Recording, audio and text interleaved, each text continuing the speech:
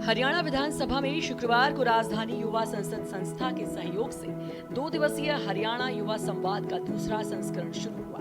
कार्यक्रम का शुभारंभ विधानसभा अध्यक्ष हरविंद्र कल्याण ने दीप प्रज्वलित कर किया। इस मौके पर विधानसभा अध्यक्ष हरविंद्र कल्याण ने कार्यक्रम को संबोधित करते हुए कहा कि युवाओं को संसद और विधानसभा के प्रति जागरूक करना जरूरी है। कार्यक्रम के दूसरे चरण में प्रश्नकाल भी आयोजित किया गया। इसके बाद 2 विशेष सत्र संपन्न हुए।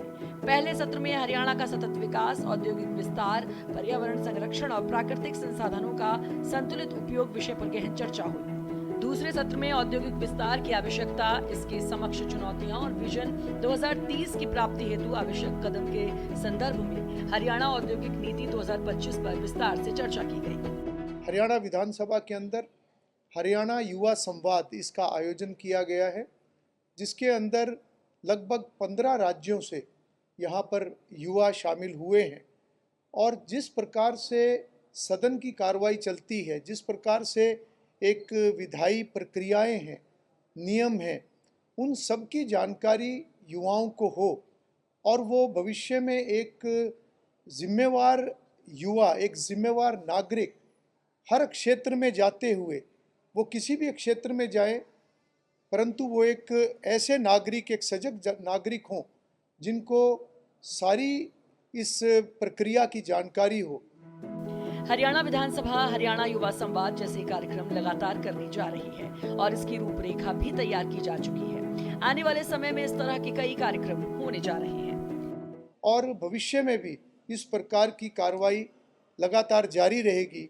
और हरियाणा विधानसभा ने ये एक पूरी रूपरेखा भी तैयार की है।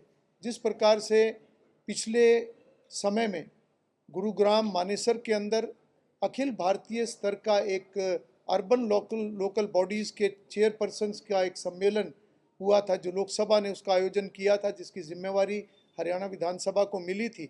निश्चित रूप से हमारी विधायिका, चाहे वो पार्लियामेंट है, राज्यों के विधानमंडल हैं, या हमारा जो 3rd टियर सिस्टम है, जिसके अंदर हमारी स्थानीय निकाय हैं, वो भी और प्रभावी हों, उसी दिशा में, उसी तरीके से वो भी कार्य करें।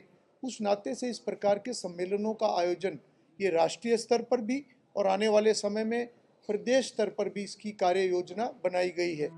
हरियाणा विधानसभा की ऐसी कोशिश है कि युवाओं के साथ साथ आम लोगों को भी विधायिका की कार्यप्रणाली के बारे में जानकारी दी जाए। इस दिशा में हरियाणा विधानसभा लगातार काम कर रही है। हम सभी को मिलकर प्रधानमंत्री श्री नरेंद्र मोदी के वर्ष 2047 तक भारत को विकसित राष्ट्र बनाने के विजन को साकार करना है।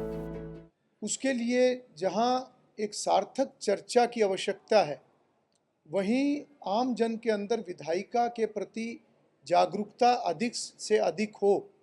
उस नाते से बहुत सारे ऐसे अभियान, इसकी शुरुआत भारत की संसद ने की है।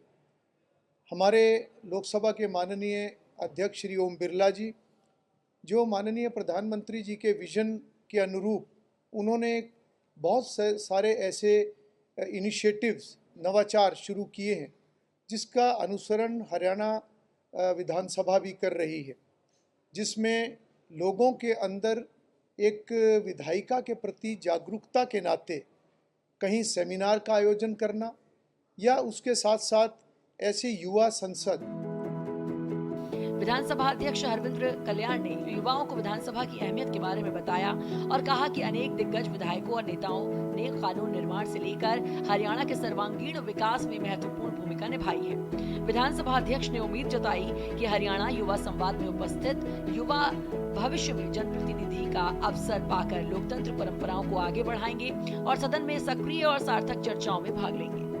हरियाणा में महिला एवं बाल विकास विभाग की बैठक में आंगनबाड़ी कार्यकर्ताओं के लिए अहम निर्णय लिए गए। इसके तहत 10 वर्ष की सेवा का अनुभव और सुपरवाइजर पद की पात्रता पूरी करने वाली आंगनबाड़ी कार्यकर्ताओं को सुपरवाइजर के पद पर पदोन्नत किया जाएगा। महिला एवं बाल विकास विभाग की बैठक की अध्यक्षता करते हुए मुख्यमंत्री नायब सिंह सैनी ने कहा कि अब सुपरवाइजर 50% आंगनबाड़ी कार्यकर्ताओं में से और शेष 50% सीधी भर्ती से नियुक्त किए जाएंगे। बैठक में महिला एवं बाल विकास मंत्री श्रुति चौधरी भी मौजूद रही।